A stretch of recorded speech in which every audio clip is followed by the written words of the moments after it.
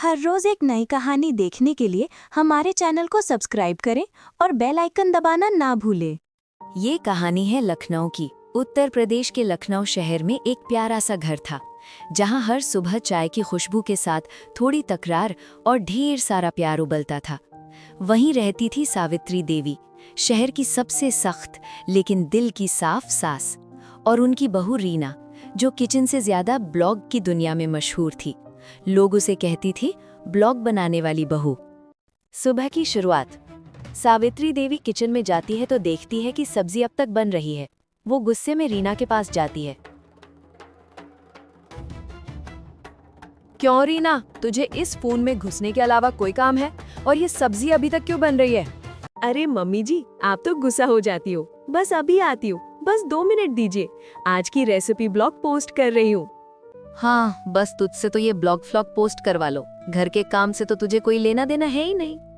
ये कहकर सावित्री देवी वहाँ से बड़बड़ाती हुई चली जाती है।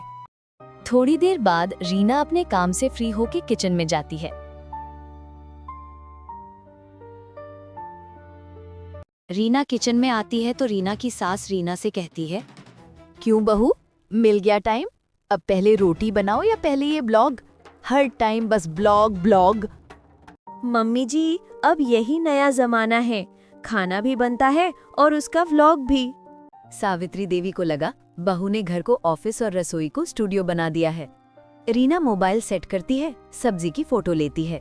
हाय दोस्तों, आज मैं आपके साथ शेयर करने वाली हूँ लखनऊ स्टाइल मटर पनीर की रेसिपी, जिसे बनाना है बहुत इजी। ऐसे ही दिन बीतते गए। रीना हर रोज व्लॉग बनाती और अपलोड करती।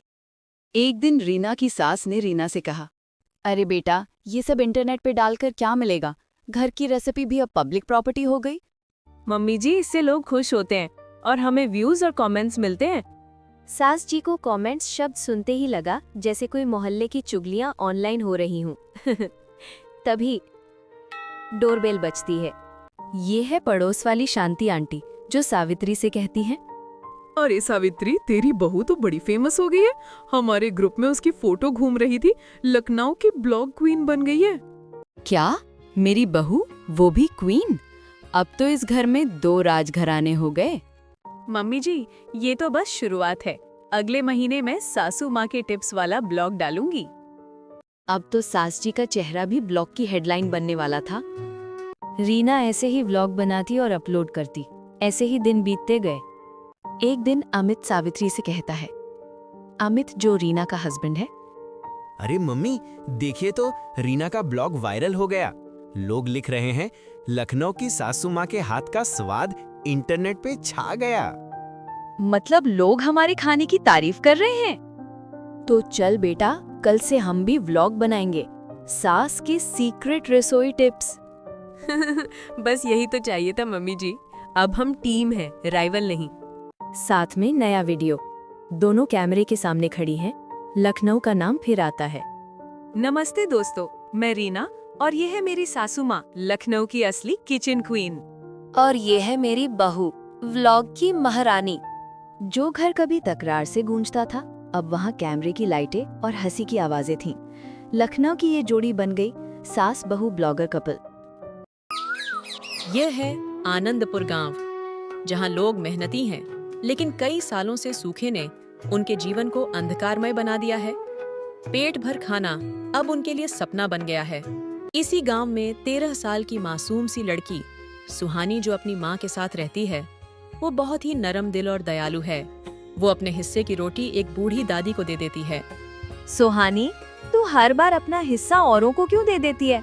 हमारे पास ही खुद बहुत कम है। माँ, बांटने से खाना कम नहीं होता, दिल बड़ा हो जाता है। सुहानी, ओ सुहानी, जा जंगल से लकड़ी ले आ। हाँ ठीक है माँ, जाती हूँ। सुहानी जंगल से लकड़ी लेके जा रही थी, तभी उसने देखा कि एक बूढ़ी दादी गिर गई। वो बूढ़ी दादी के पास भाग कर गई। वो दादी माँ को उठा के कहती है, क्या हुआ दादी माँ आपको? आप ठीक हैं? हाँ बेटा, मैं बिल्कुल ठीक हूँ। दादी ने उसको एक हांडी दी और कहा, बेटी, तेरे दिल में इंसानियत है। मैं तुझे वरदान देती हूँ, तू जब भी इस जादुई हांडी से बोलेगी, हांडी पका, भूख मिटा, इसमें से गरम गरम खाना निकलेगा, लेकिन लालच मत करना। ये कहकर बूढ़ी औरत गायब हो जाती है। सुहानी हैरान रह जाती है। सुहानी हांडी लेकर घर आती है। आ गई सुहानी, लकड़ी ले आई गई। और ये तेरे हाथ में क्या है? माँ, आज जंगल में एक दादी माँ मिली थी।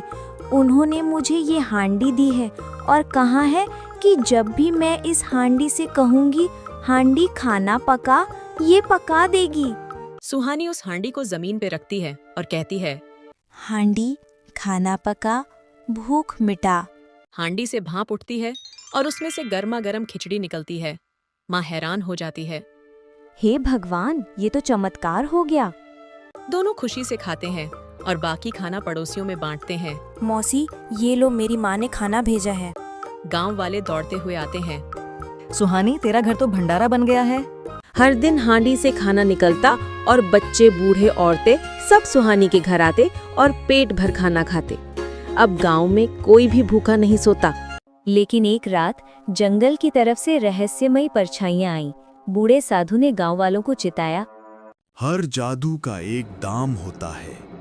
अगर इस हांडी का सही इस्तेमाल ना हुआ तो अनर्थ होगा। एक रात सुहानी को सपना आता है। उसे बूढ़ी औरत की आवाज आती है, बेटी, ये हांडी सिर्फ खाने के लिए नहीं बनी है। इसका असली मकसद भूख मिटाना ही नहीं, बल्कि दिलों को जोड़ना है। अगर लोग इसे स्वार्थ में इस्तेमाल करेंगे तो हांडी का जादू खत्म हो जाएगा। सुहानी जाग जाती है और सोच में पड़ जाती है। अगले दिन गांव के कुछ लोग सुहानी के घर आते हैं। सुहानी, क्यों ना हम इस हांडी के खाने को बेचकर सोना चांदी कमा लें? हम सबसे अमीर बन जाएंगे।